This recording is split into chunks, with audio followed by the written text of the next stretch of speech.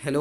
Welcome to प्रथम IAS. तो देखिए, आज हम देखने वाले हैं कि ये जो बायजूस है, जी हाँ, आपको पता होगा कि इंडिया की पहली ऐसी एडटेक कंपनी है जो यूनिकॉर्न बना था, बायजूस।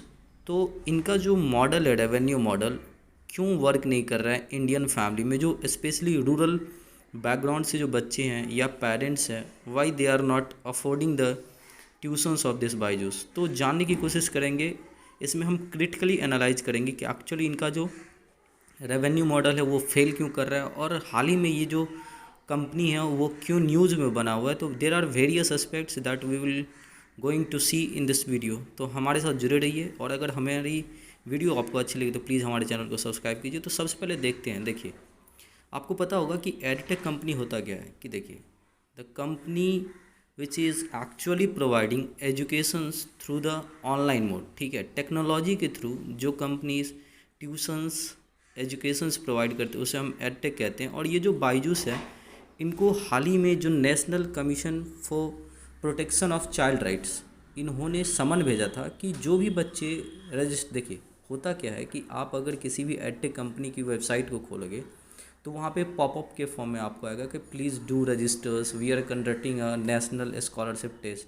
तो बायजूस में होता क्या आपको कि वो जब भी उसको बच्चे रजिस्टर करके अपने फ़ोन नंबर्स या पेरेंट्स के फ़ोन नंबर्स उनको दिया करता था, तो फिर वो क्या करता था वापस कि टेस्ट लेने के बाद उसे बार बार फ़ोन कर करके जो है ना परेशान करता था कि आप जो है एडमिशन ले लो, मैं आपको इतना स्कॉलरशिप देता हूँ, मैं आपको इतना छूट दे दूंगा। तो ये सारी चीज़ें जो एक तरीके से आप बोल सकते हो कि मैनिपुलेट किया जाता था, बच्चों को हरास किया जाता था। इन सब के कारण से जो एक तरीके से जो national commission for protection of child rights, उन्होंने इनको समन भेजा कि भाई आप ये सब जो है ना एक तरीके से ही मॉरल के ख़िलाफ़ है। बच्चों को जो है आप परेशान करते हो और उन्हें जो है ना लोन के थ्रू फंसा करके, लोभ दे करके आप क्या कर रहे हो, तो परेशान करने की कोशिश कर रहे हो। और इस कारण से जो है बायजूस जो है आपको अभी न्यूज़ में था। दूसरा क्या है कि बायजूस अपनी जो कुछ उसकी एक तरीके से रेवेन्यू मॉडल है वो बहुत ही गंदी है मेरे हिसाब से। पर्सनली मैं इसलिए बता रहा हूँ क्योंकि आप देखते होंगे कि हर जगह वो अपना एडवर्टाइजमेंट करता है, और एडवर्टाइजमेंट करने के बाद क्या होती है कि आपको पैसे देने पड़ते हैं। जैसे लेट्स अभी बायजूस जो है आपको क्या है,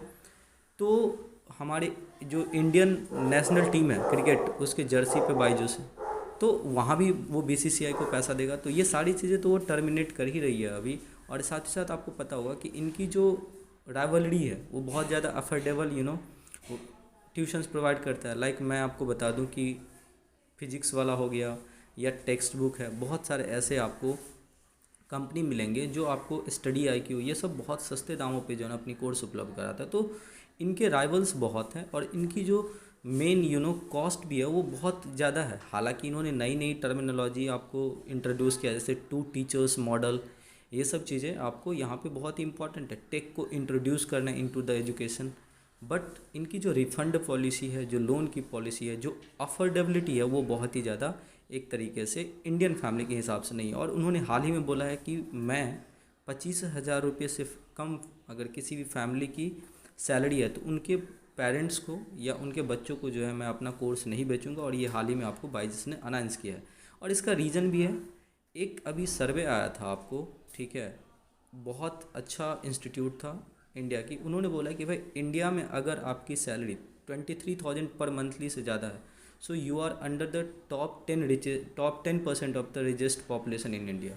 मतलब आप सोच के देखो कि किसी फैमिली की अगर सैलरी 23,000 रुपये पर मंथली है तो वो अपने इंडिया में टॉप 10% ऑफ जो धनी लोग हैं ना उसमें से आप हैं। ठीक है, हालांकि अगर मैं आपको बता दूं तो सेम सर्वे में ये बताया गया कि इंडिया जो है ना उसमें इंडिया की सैलरी जो वर्क फोर्स की है वो हाइक होने वाली है, और ये सबसे बिगेस्ट जंप होगी एज़ कम्पेयर टू चाइना और दूसरे आसियान कंट्री।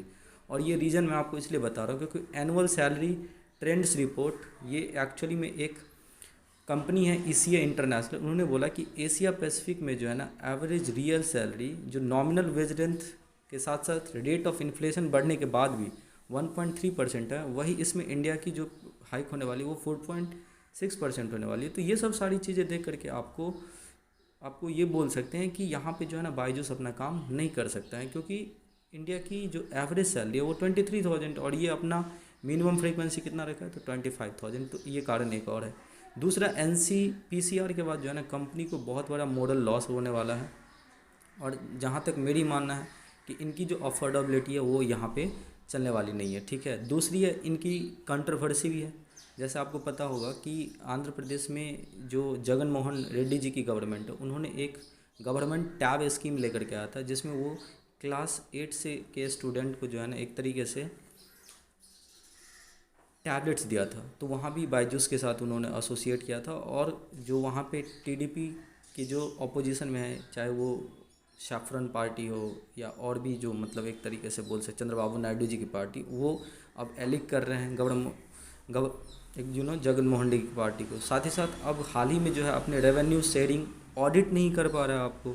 तो ये सब सारी चीज़ें जो है ना कहीं इस कंपनी को जो है आपको लॉस में तो ले ही जा रहा है। प्लस डेट ट्रैप की जो इसकी एक तरीके से नीति है कि आप केवल क्या कर रहे हो, एक दूसरे के साथ साझा कर रहे हो और अपनी बच्चों की जो मेन एजुकेशन का जो मेन पर्पस है वो कहीं ना कहीं यहाँ पे दिखता नहीं है। और इसी कारण से अभी अपनी रेवेन्यू को अच्छा, अपने बैलेंस शीट को अच्छा करने के लिए बायजूस ने एक तरीके से प्रपोज किया है कि वो अपनी जो टर्मिनेशन है वो जर्सी जो इंडियन गवर्नमेंट की उसके साथ डील को एंड करने वाला है। और ये सब सारी चीज़ें जो आपको कहीं ना कहीं बायजूस को फेल्योर की तरफ ले जा रहा है। उम्मीद करते हैं कि बायजूस अच्छा कदम लेगा। और देखने वाली बात यह है कि क्या ये इंडियन एजुकेशन इंडस्ट्री में बनी रहेगी या नहीं। आप लोग क्या जानते हैं इसके बारे में, प्लीज़ हमें कमेंट बताइए। तब तक हमारे साथ जुड़े रहिए। Thank you so much for watching this video.